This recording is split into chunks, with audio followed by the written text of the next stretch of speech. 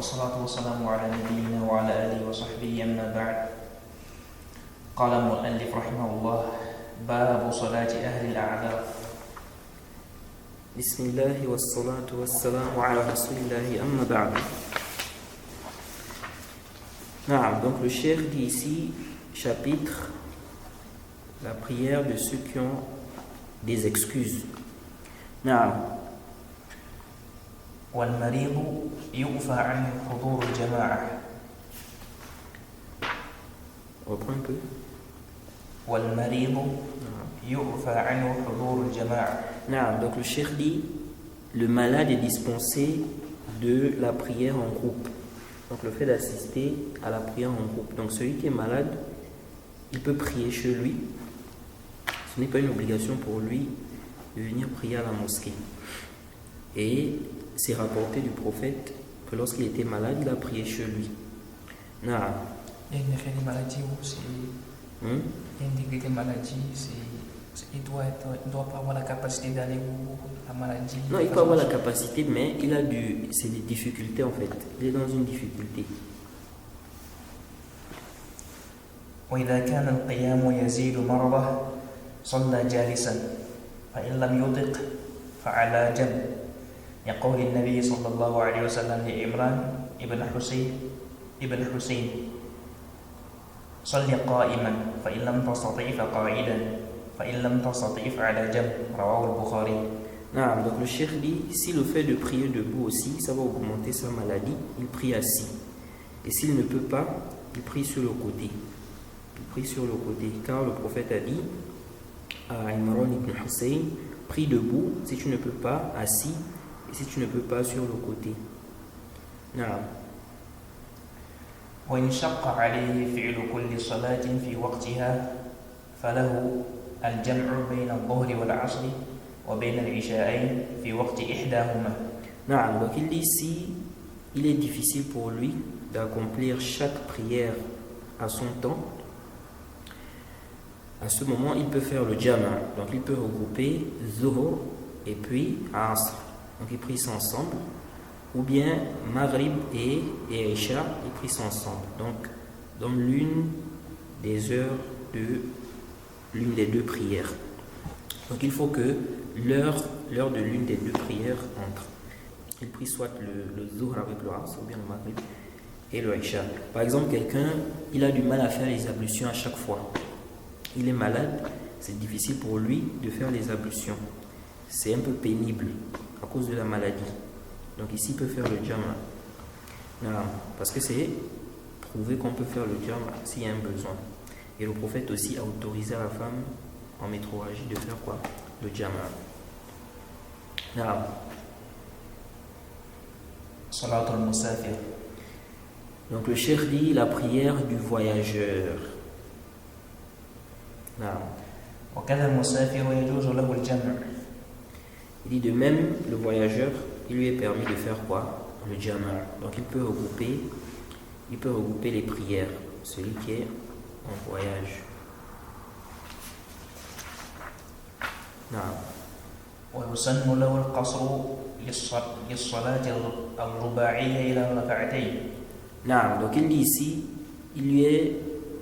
c'est une sunna qu'il diminue les prières de 4 rak'at. Il fait deux rak'at. On ne diminue pas la prière de Maghrib. On ne diminue pas la prière de Maghrib. Donc, il dit les prières de 4 rak'at, il fait 2. Concernant le fait de diminuer, bien de prier 2 rak'at, pour les prières de 4 rak'at en voyage, les savants ont divergé, est-ce que c'est obligatoire ou pas? Mais quand on regarde les preuves, l'avis de ceux qui ont dit que c'est obligatoire, c'est un avis qui est très fort. Déjà, on n'a pas vu que le prophète en voyage, on n'a pas vu en voyage que le prophète, lorsqu'il était en voyage, ça n'a pas été rapporté que quand le prophète était en voyage, il faisait quoi? Il priait 4 rak'at pour les prières de 4 rak'at. Ce qui était rapporté, c'est qu'il diminuait, donc il priait 2 rak'at. On n'a aucun hadith authentique qui justifie que le prophète en voyage, les prières de 4 rak'at, il priait ça 4 rak'at. Et certains savants ont dit même que la prière du voyageur en réalité n'a pas été diminuée, mais c'est comme ça qu'Allah a révélé, n'est-ce pas, les prières. Parce qu'au début, les prières, on priait 2 rak'at au début. Après, on a ajouté, pour les prières du résident, on a ajouté donc, c'est devenu maintenant 4 au lieu de 2. Donc ils ont dit, à la base même, ça a été révélé comme ça 2. Donc la prière du voyageur est restée comme ça. C'est la prière du résident, on a ajouté 2 rak'at. C'est venu dans un hadith. Donc c'est un avis qui est fort. Donc il convient de ne pas délaisser le qasr lorsqu'on est en voyage. Naam.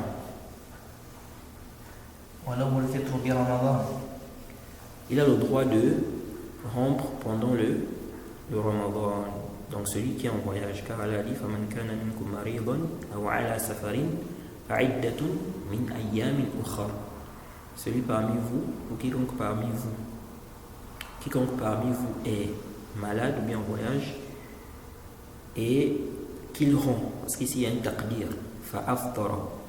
Donc il rompt, il doit donc jeûner un nombre égal de jours. Donc il compte le nombre de jours qu'il n'a pas jeûné en voyage, il doit rembourser ça.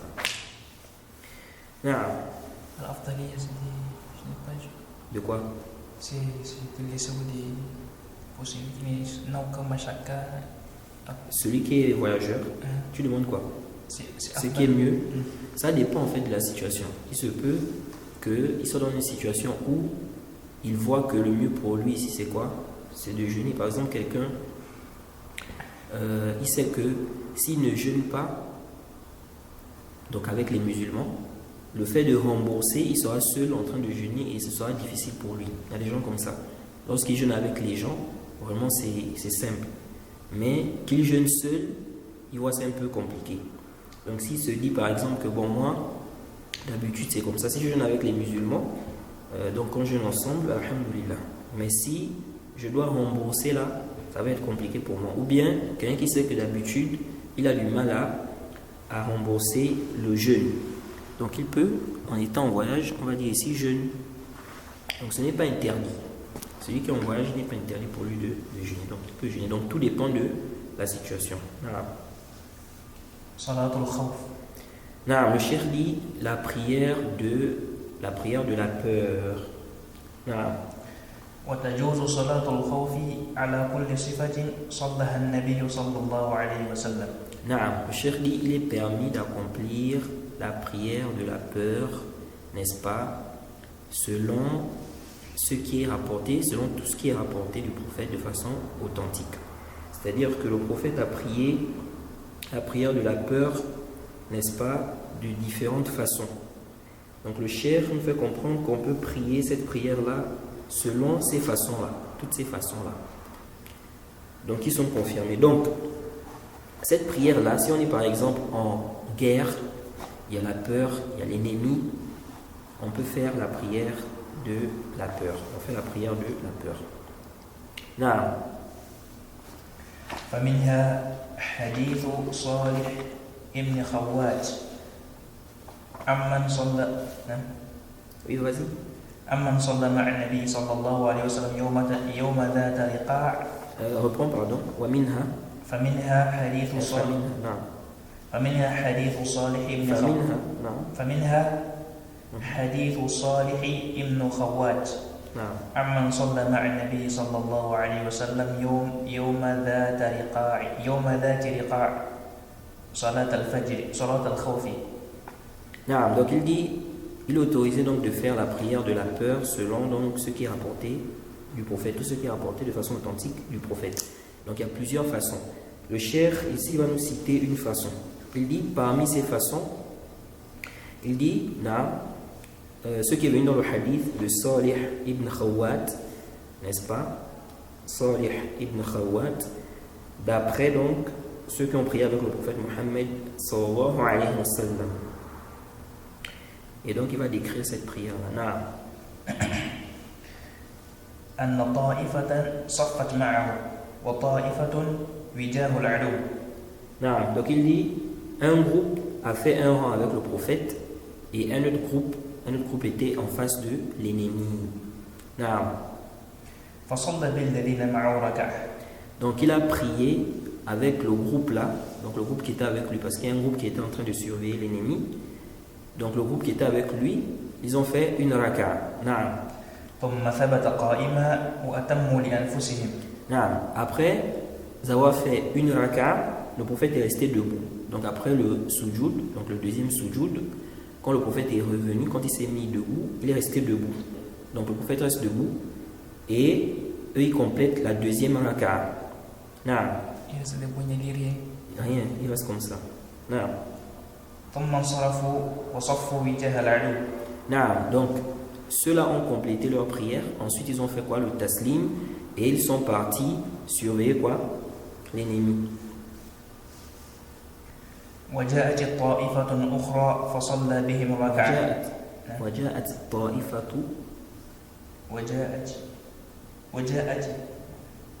نعم وجاءت الطائفة الأخرى وجاءت الطائفة الأخرى فصلى بهم ركعة ثم بقيت لا التي وجاءت الطائفة الأخرى فصلى بهم ركعة التي بقيت. نعم. Donc lorsque le premier groupe là est allé donc surveiller, parce que il y avait d'abord un groupe qui surveillait.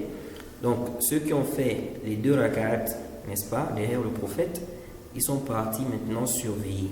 Lorsqu'ils sont partis surveiller, ceux qui étaient là-bas sont venus maintenant prier une raka qui restait du prophète.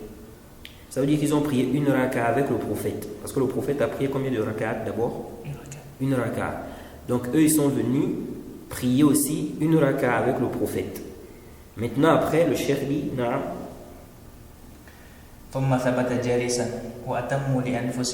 Naam. Ensuite le prophète est resté assis. Donc quand il a fait la deuxième raka, il est resté assis. Il n'a pas fait le taslim. Non, il fait le tashahhud forcément. Mais il ne fait pas le taslim. Maintenant eux ils ont complété. Donc ils vont compléter quoi? La deuxième raka. Et quand ils ont terminé, ils ont fait tous le taslim ensemble. Ça c'est rapporté par Bukhari et Muslim. C'est bon? Tu as compris cette façon-là? C'est-à-dire on a d'abord un premier groupe. On divise d'abord en deux groupes. On divise les gens en deux groupes. Il y a un groupe qui va surveiller l'ennemi. Un groupe qui prie avec l'imam. Lorsque l'imam fait la première raka, ils sont avec l'imam. Donc ils font la première raka avec l'imam. Quand l'imam revient de la deuxième prosternation, l'imam reste debout. Quand l'imam reste debout, là, eux, ils font quoi? Ils terminent la deuxième raka, ils font le taslim et ils vont surveiller l'ennemi. Et ceux qui sont restés là-bas, qui surveillaient l'ennemi, viennent maintenant prier avec le prophète. La raka qui reste au prophète. Donc, le prophète, quand le deuxième groupe vient maintenant, il termine avec sa raka. Il ne fait pas le taslim, donc il va faire le tashahhud, mais il reste assis. Il ne fait pas le taslim. Quand ils vont terminer leur deuxième raka, le prophète va faire le taslim et ils vont faire tous le taslim ensemble. Ça, c'est l'une des façons. Certains gens de science disent que c'est la façon la plus simple. Et ça, c'est rapporté par Al-Bukhari et Muslim. Maintenant, on a une deuxième façon. La deuxième façon, un groupe va donc surveiller l'ennemi. Un groupe va surveiller l'ennemi. Un groupe prie avec le prophète une raka. Quand ils terminent la raka là, ils vont surveiller en étant en prière. Donc ils ne sortent pas de la prière. Ils vont faire quoi? Ils vont surveiller l'ennemi. Donc à la place de ceux qui sont restés là-bas en train de surveiller l'ennemi. Et l'autre groupe qui est resté là-bas, qui surveillait, vient prier une raka avec lui, avec le prophète. Maintenant, lorsque le prophète va faire le taslim, ils vont compléter une raka. Donc, ceux qui sont venus là, ils vont compléter quoi? Une raka. Le prophète aura fait combien? 2 raka. Puis, ils vont retourner à les surveiller et l'autre groupe va venir compléter la raka qui restait. Ça, c'est venu dans le Sahih al-Bukhari. C'est le hadith 839. hadith d'Ibn Omar, il dit Salla Nabi sallallahu alayhi wa sallam bi ihda ta'ifatayn raka'a wa sajdatayn.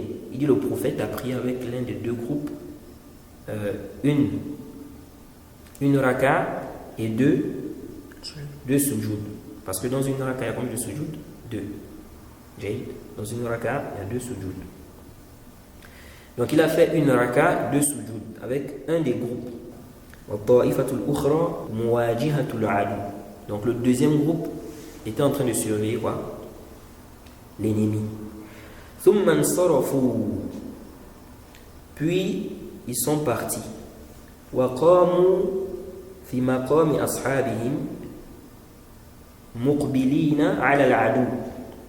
Donc le premier groupe là est parti maintenant rejoindre.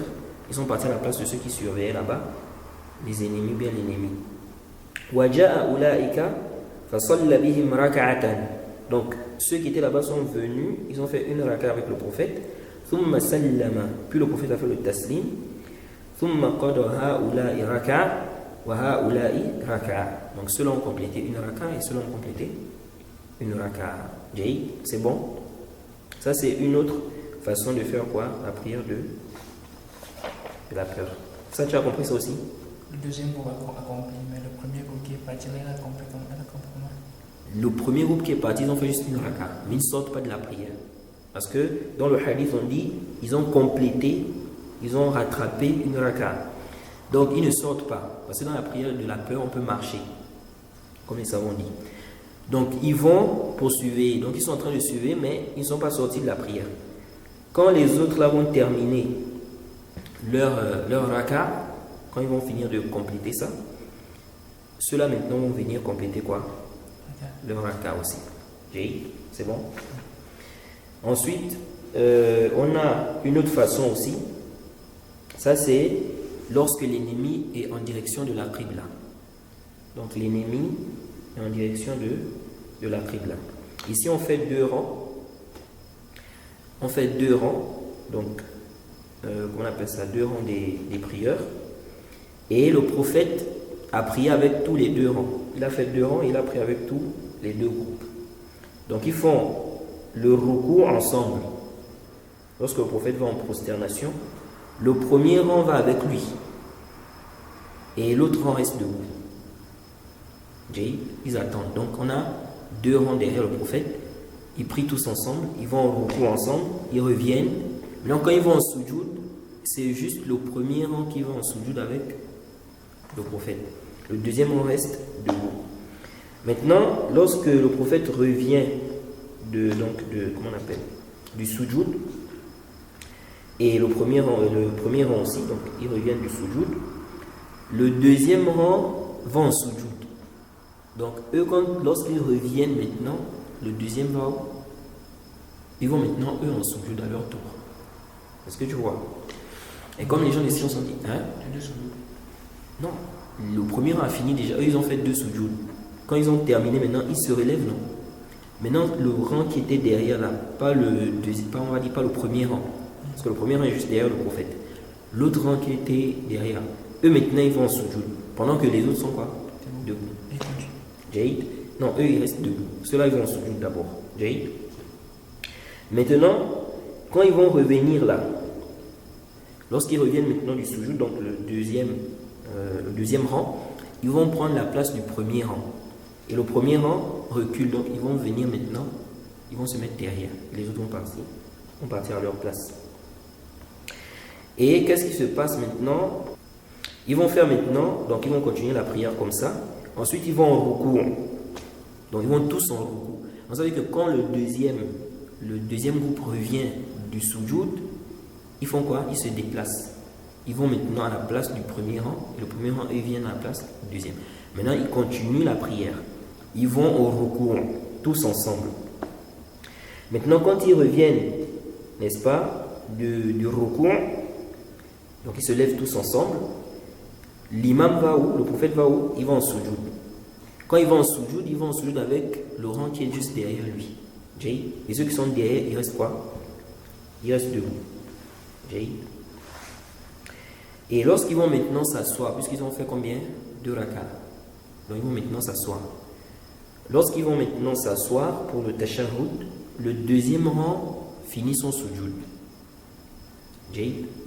Donc le deuxième rang qui est resté là. Eux maintenant, pendant que les autres sont en train de faire le tashahhud et tout, eux maintenant ils vont aller quoi? Voilà, sujoud. Jade. Ensuite ils vont revenir, ils vont faire aussi le tashahhud et ils vont faire le taslim ensemble.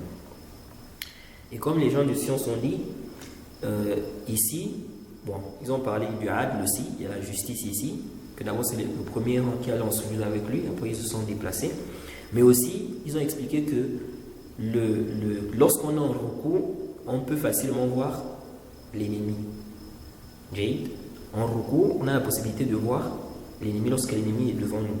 Par contre, en sujoud, on ne peut pas. Donc c'est pour cela que lorsqu'un groupe va en sujoud, il ne peut pas tous aller en sujoud. L'autre groupe fait quoi? L'autre groupe reste. Et lorsque eux ils vont aller en sujoud, les autres ils peuvent suivre parce qu'ils sont debout. Jade. Ça c'est venu dans le Sahih Muslim, le hadith numéro 840. Ensuite on a une autre façon aussi qui est rapportée par Ahmed. C'est le hadith numéro 20497, Abu Daoud 1248, Nasa'i 1555. Et c'est authentifié par le Cheikh Al-Albani. Et dans le Bukhari aussi, le hadith numéro 4136, il y a un hadith allant dans ce sens-là. Donc on nous dit ici, c'est le hadith de Abi Bakrata, Salla Rasulullah sallallahu alayhi wa sallam fi khawfin az-zuhra. Il dit le prophète a prié donc la prière de la peur, la prière de Zuhr. Il dit fasaffa ba'duhum khalfahu. Donc un groupe s'est rangé derrière lui. Wa ba'duhum bi'iza ila adu. Un autre groupe était en face de l'ennemi. Fasalla rak'atayn. Donc il a prié 2 rak'ats. Thumma sallama. Puis il a fait le taslim. Donc là, il a prié 2 rak'at avec un groupe et il a fait le taslim. فانطلق الذين صلوا فوقفوا موقف أصحابهم. Donc, qu'est-ce qui s'est passé après? Ils sont partis donc à la place de ceux qui surveillaient. Donc ça veut dire que il y a un groupe qui surveillait et un groupe a prié avec le prophète. Donc ils ont fait 2 rak'at avec le prophète et ils ont fait quoi? Le taslim. Après, ils sont partis rejoindre les autres qui surveillaient. Et ceux qui surveillaient sont venus. ثُمَّ جَاءَ أُولَٰئِكَ فَصَلُّوا خَلْفَهُ. Donc, ceux qui étaient en train de surveiller, maintenant, eux, ils sont venus prier. Il dit فَصَلَّ بِهِمْ رَكَعَتَيْنِ ثُمَّ سَلَّمَ. Donc, il a prié avec eux 2 rak'at, puis il a fait le taslim. فَكَانَ لِرَسُولِ اللَّهِ صَلَّى اللَّهُ عَلَيْهِ وَسَلَّمَ 4 ركعات وَلِأَصْحَابِهِ رَكَعَتَيْنِ. Donc, le prophète a fait combien? 4 rak'at au total. Et les compagnons ont fait combien? 2 Jade. Ça, c'est une façon aussi de faire la prière de la peur. Et dans cette riwaya ou dans cette façon, on voit la permission de prier derrière quelqu'un qui prie une prière surrogatoire. Jade. Donc quelqu'un qui prie une prière obligatoire peut prier derrière quelqu'un qui prie une prière surrogatoire. L'aspect argumentatif, c'est que le prophète a prié 2 rak'at. Il a prié Zuhr. Zuhr, c'est combien de rak'at? 2. À la base, Zuhr c'est 4. Mais dans la prière de la peur, on prie 2.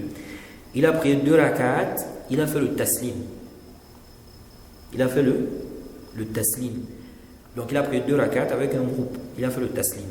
Puis le groupe est parti surveiller. Ceux qui étaient en train de surveiller sont venus, ils ont prié 2 rak'at avec lui. Donc forcément, ceux qui sont venus prier après là, le prophète est en train de prier une prière quoi?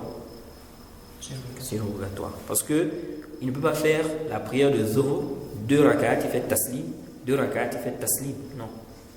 Okay. Donc du moment où il a fait le taslim, ça montre qu'il a fini les 2 rak'at de la prière obligatoire. Et après, il a fait quoi? Après, il a fait la prière surrogatoire. Et même si on peut dire que ce qu'il a pris au début c'était surrogatoire, après il a fait ce qui est obligatoire, ça ne change pas ça ne change pas quelque chose sur le hukm.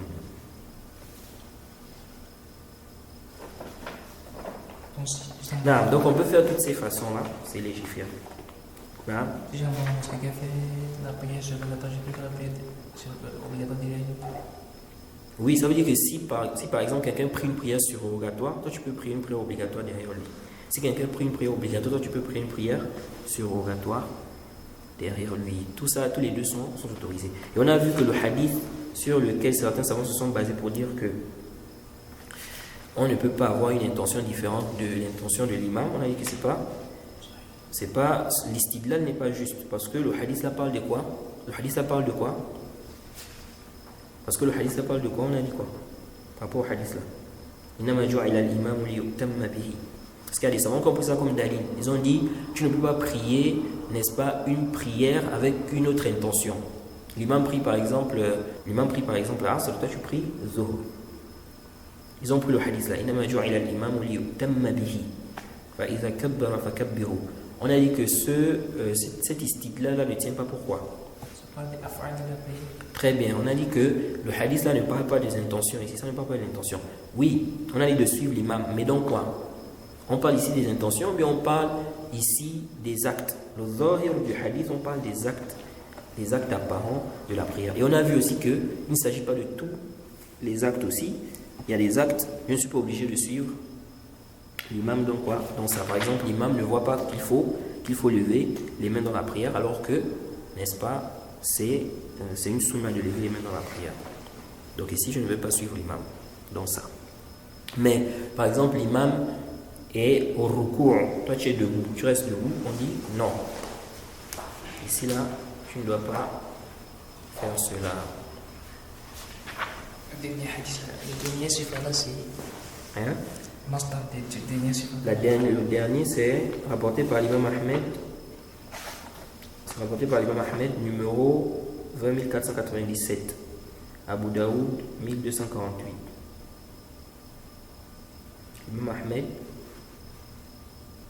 L'imam Ahmed, 20497. Abu Daoud, 1248. Nasa'i, 1555. Et c'est continué par le Cheikh Al-Albani. Et dans le Sahih al-Bukhari, il y a aussi ce hadith aussi relaté là-bas, sauf que là-bas, ce n'est pas détaillé comme dans Abu Daoud, Ahmed et Nasa'i.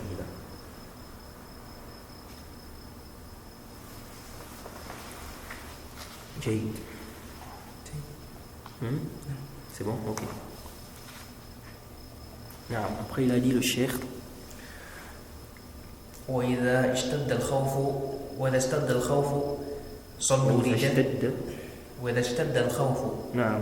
صلوا رجالا وركبانا إلى القبلة أو إلى غيرها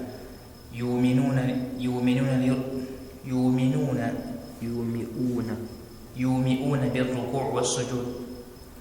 Donc le cheikh dit ici, si la peur devient intense, donc il y a une grande peur, ils vont donc prier à pied. Donc ils peuvent prier en marchant. Ou bien sur des montures, sur des bêtes. Que ce soit en direction de la qibla ou bien, n'est-ce pas, hors de la direction de la qibla. À ce moment, ils font quoi? Le cheikh dit, ils font, n'est-ce pas, le hochement de tête. Donc ils vont baisser la tête quand il s'agira du ruku' et baisser encore un peu plus lorsqu'il s'agira du sujoud. Donc ils font le ima. Donc ça c'est lorsque la peur est vraiment intense. À ce moment-là, ils font quoi? Ils vont prier en marchant, bien sûr, les bêtes, que ce soit en direction de la qibla ou pas. Imaginons quelqu'un, s'il va en sujoud, le lion peut venir l'attaquer. Donc quelqu'un comme ça là, il peut prier ici debout. Non. Excusez pour étaler la prière. Hein? Il n'y a pas alors excusez de façon absolue pour étaler la prière. Oui, ça veut dire que ça montre l'importance de la prière justement. Tu vois? Et c'est parmi même les arguments des savants qui disent que la prière en groupe est obligatoire. Ils disent comment se fait-il qu'en état de peur, on nous demande quand même de prier. Jade, on n'a pas ici dispensé la personne, on n'a pas dit bon, comme vous êtes dans une situation où il y a la peur et tout ça, laissez quand ça va partir, vous allez prier. Non. On a demandé de prier dans cette situation-là. Et on fait tous ces mouvements-là. Alors qu'à la base de la prière, on ne doit pas trop bouger. Mais dans la prière de la peur, on voit qu'on fait beaucoup de mouvements. On se déplace, on marche, etc. On change de position et tout. Donc ça montre vraiment l'importance de la prière. Ça montre l'importance de la prière. Comment quelqu'un, il est en bonne santé, il n'a pas de problème, il est en sécurité, rien, il laisse sa prière. Alors que dans l'état de peur même, on doit prier. Ça montre vraiment l'importance de la prière. C'est pourquoi on ne doit pas jouer avec la prière. Certains savants sont allés à dire que tu laisses une seule prière, tu es sorti de l'islam. Qu'Allah nous en préserve.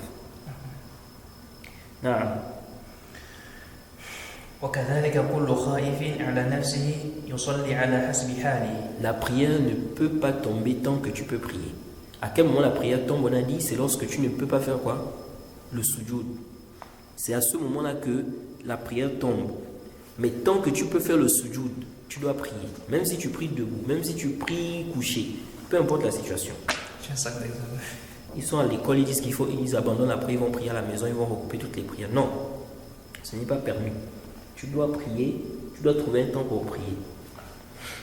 En classe, tu sors, tu demandes au professeur la permission, tu vas faire la prière. Et si tu es dans une situation où c'est compliqué pour toi, lorsque tu vas sortir, par exemple, à Zuhr, tu fais le Jama, comme on avait expliqué, Zuhr avec Asr, et puis tu rentres en salle de classe. Mais dire que tu ne pries pas, tu restes comme ça, tu vas regrouper les prières à la fin, non. Donc toutes les prières, comme ceux qui font, ils regroupent toutes les 5 prières là.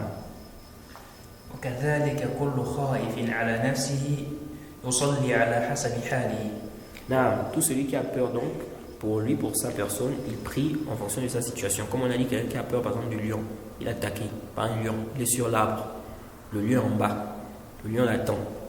Donc ici là on va dire il va prier comme ça, même s'il est sur l'arbre.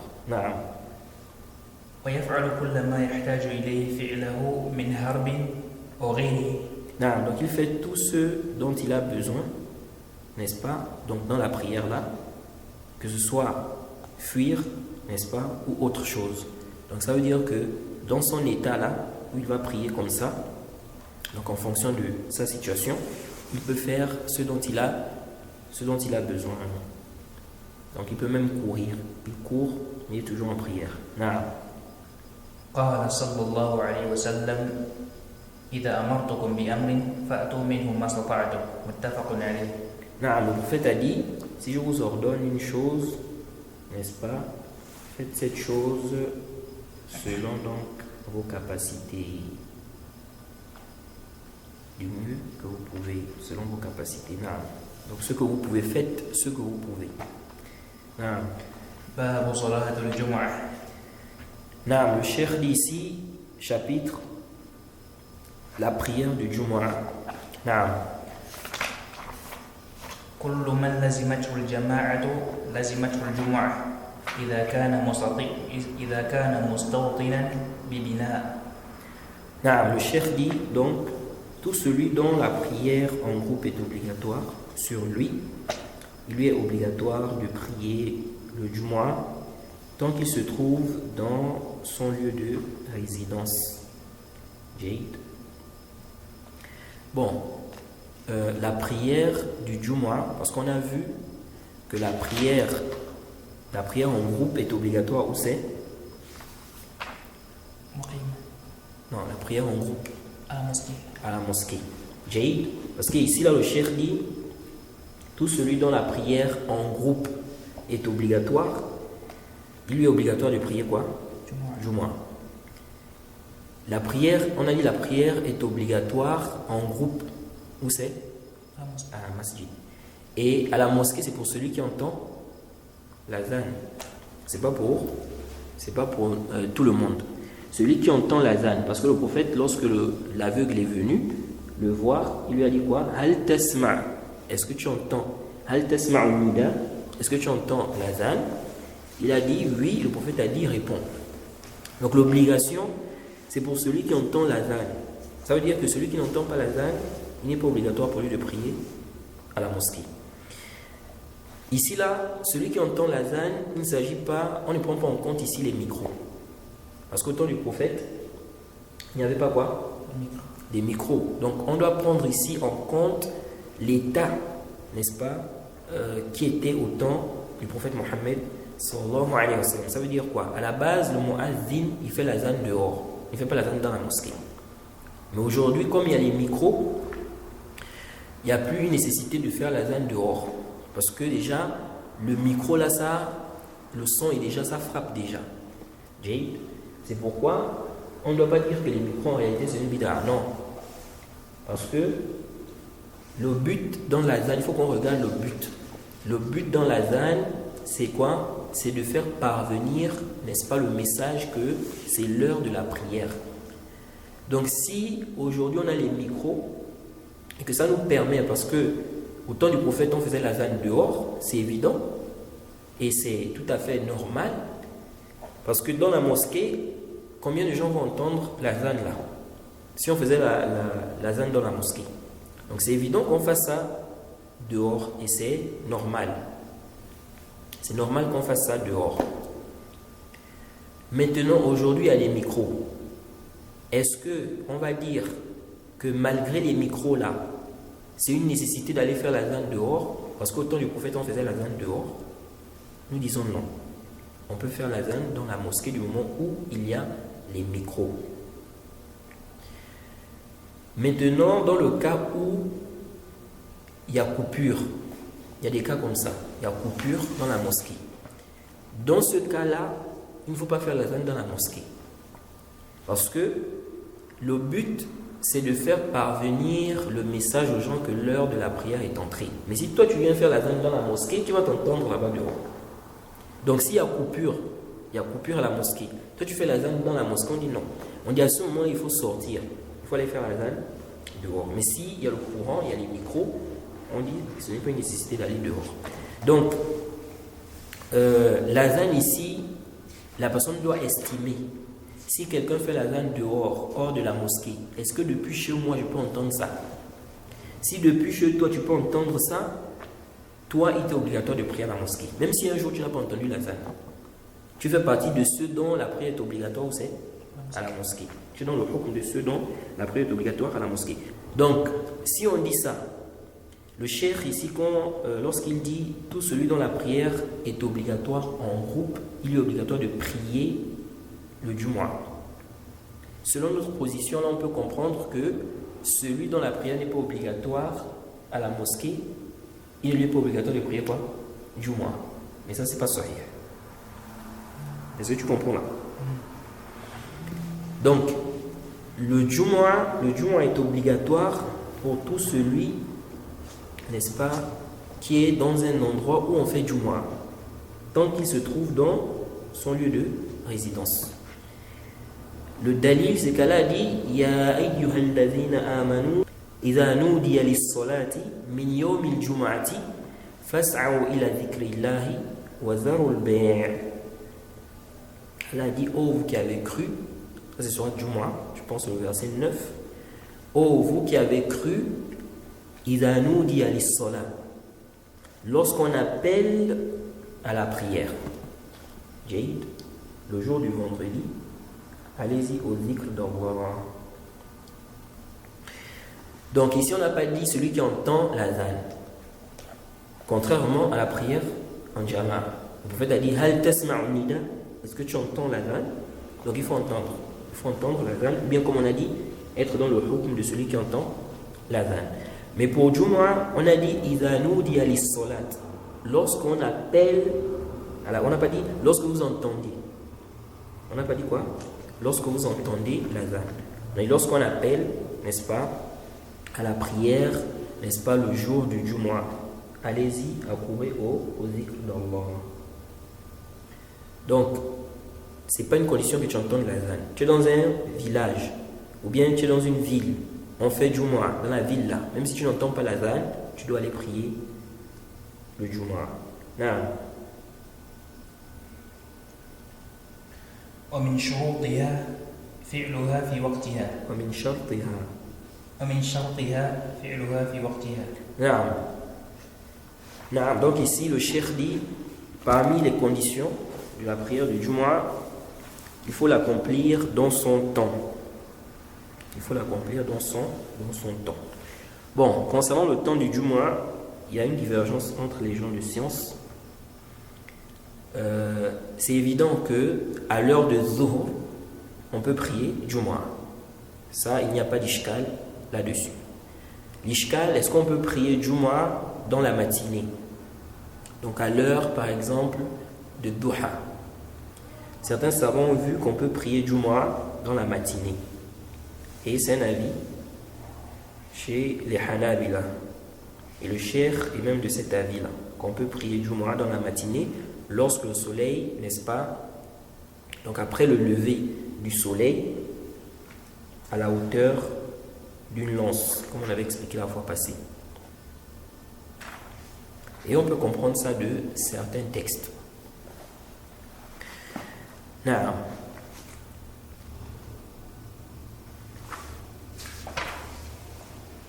وأن تكون بقرية.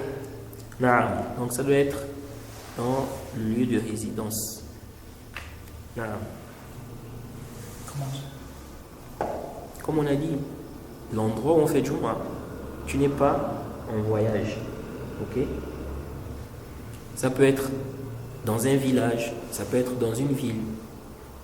Naam. ويتقدم خطبتان.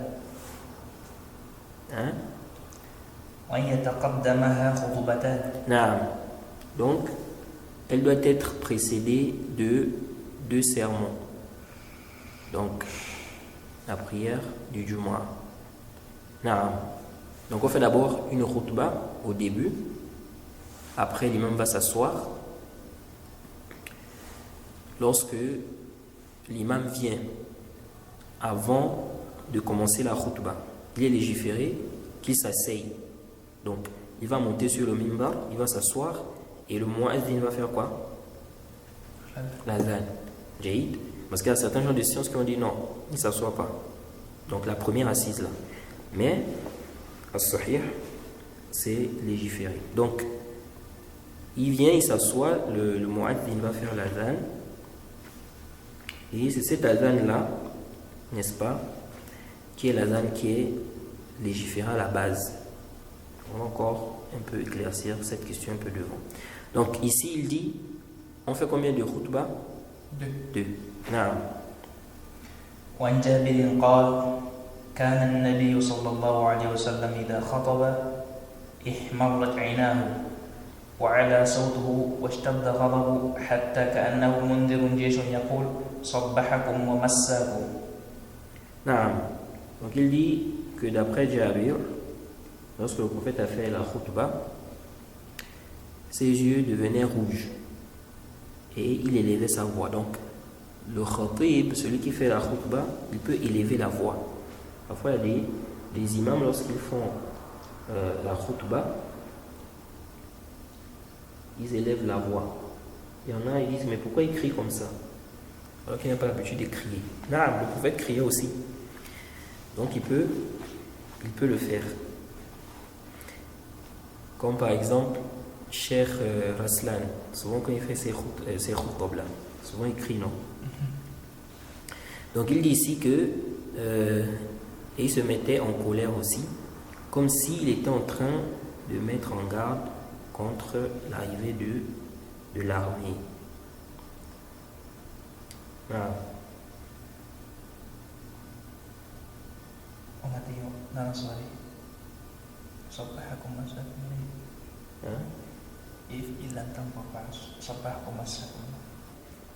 Il dit Sabbahakum, c'est-à-dire que l'ennemi vous est venu le matin.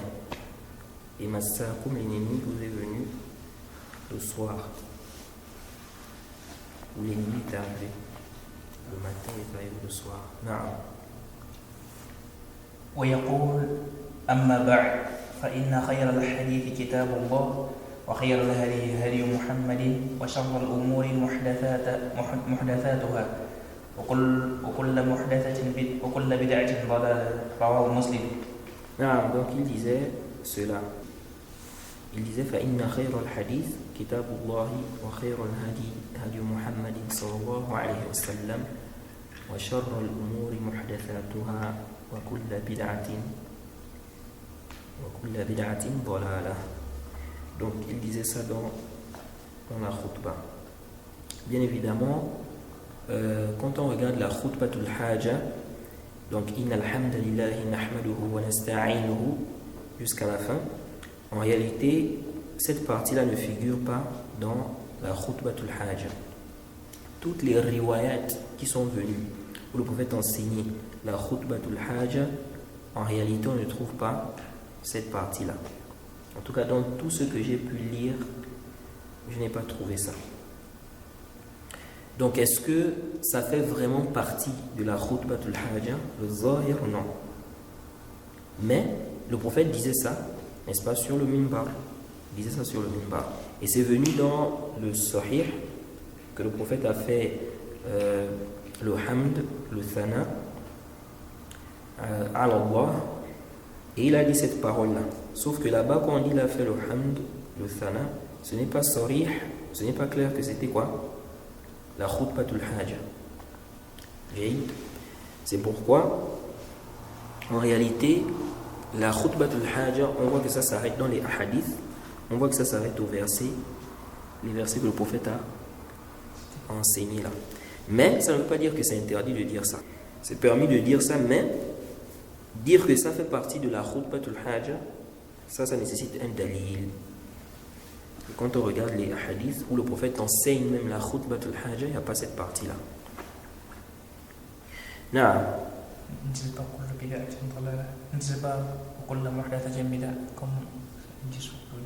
pas compris. Après, souvent les gens amènent ça après la khutbatul haja. Innal hamdalillahi nahmaduhu wa nasta'inuhu. Après ils vont citer les versets, tout ça là. À la fin ils vont amener ça, non? Jayid. Maintenant on dit ça là, cette partie là. Est-ce que ça fait partie de la khutbatul haja? Quand on regarde les hadiths, il n'y a pas ça.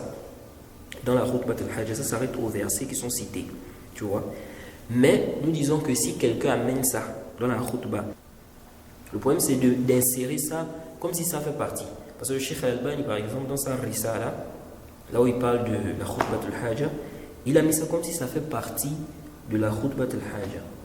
Alors qu'on n'a pas un texte comme ça clair où on détaille la khutbatul haja et puis il y a ça.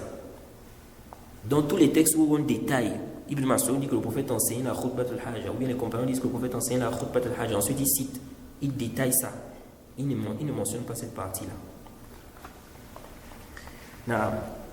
وفي لفظ الله كانت خطبة رسول الله صلى الله عليه وسلم يوم الجمعة يحمد الله ويثني عليه ثم يقول على إثر ذلك وقد علا صوته وفي رواية له.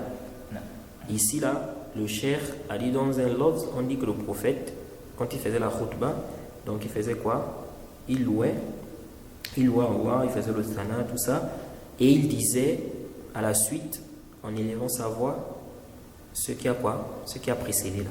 Donc comme j'ai dit là, que le hadith où on dit que le prophète a fait le thana, il a fait le hamd, n'est-ce pas? Ce hadith n'est pas sarih, c'est pas clair que c'était innal hamdalillahi nahmaduhu wa nasta'inuhu wa nastaghfiruhu. Jayid. C'est pas sarih comme ça. Et on a les versions détaillées. On a les versions où on détaille la khutbatul haja, c'est bien détaillé. Dans les versions là, il n'y a pas quoi? Il n'y a pas cette partie là. Donc la partie qui est en haut là. Fa inna khayrul hadith. Naam.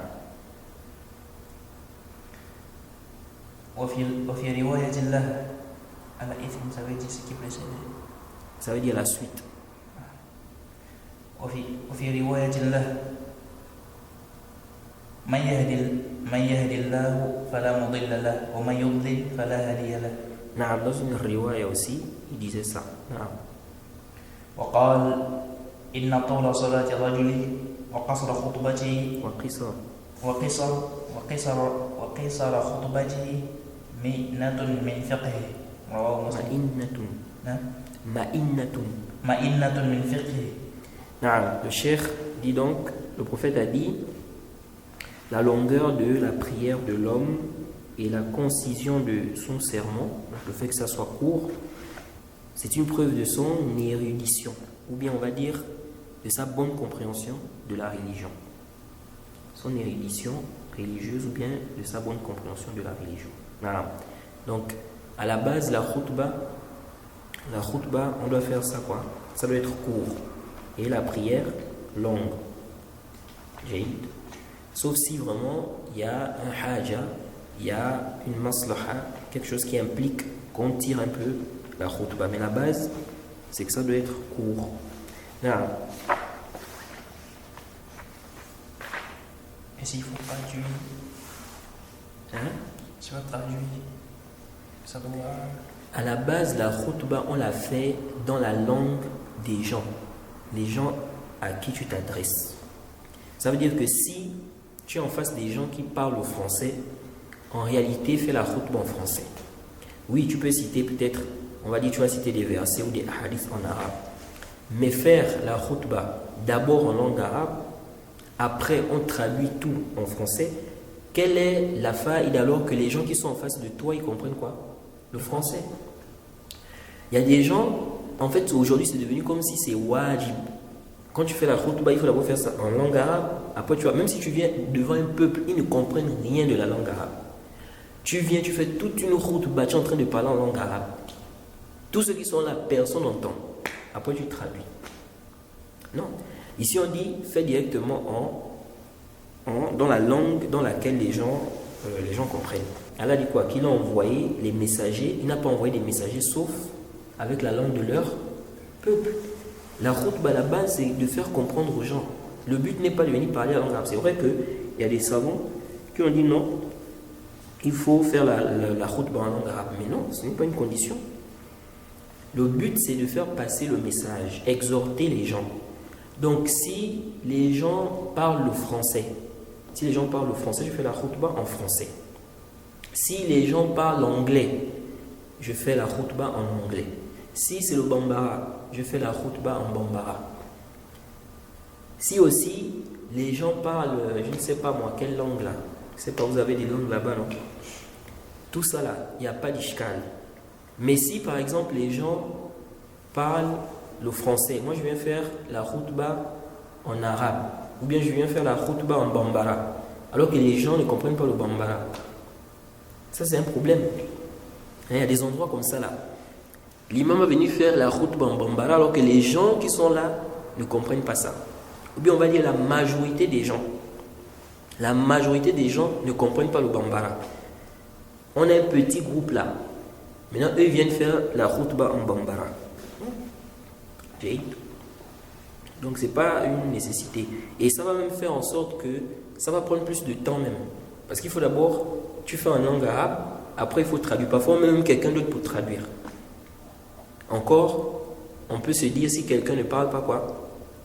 Il ne parle pas le français. On va dire, bon, il a fait la khutba en langue arabe, maintenant quelqu'un va traduire après. Mais s'il ne parle pas le français, prenez quelqu'un qui parle français pour faire la khutba. Allah a dit qu'il a envoyé les messagers. On a envoyé, on n'a pas envoyé un messager sauf avec la langue de son peuple, afin d'éclaircir les gens. Non. Je pense qu'on peut d'abord s'arrêter là.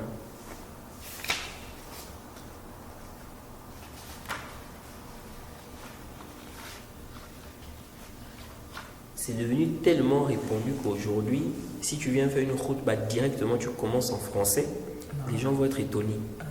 Ils disent, mais c'est comment? Lui là, il sort d'où? Il ne parle pas la langue arabe ou bien quoi? Non, c'est pas qu'il ne parle pas la langue arabe. Vous ne comprenez pas la langue arabe. Il fait la khutba en français. Quand même, nous aidons.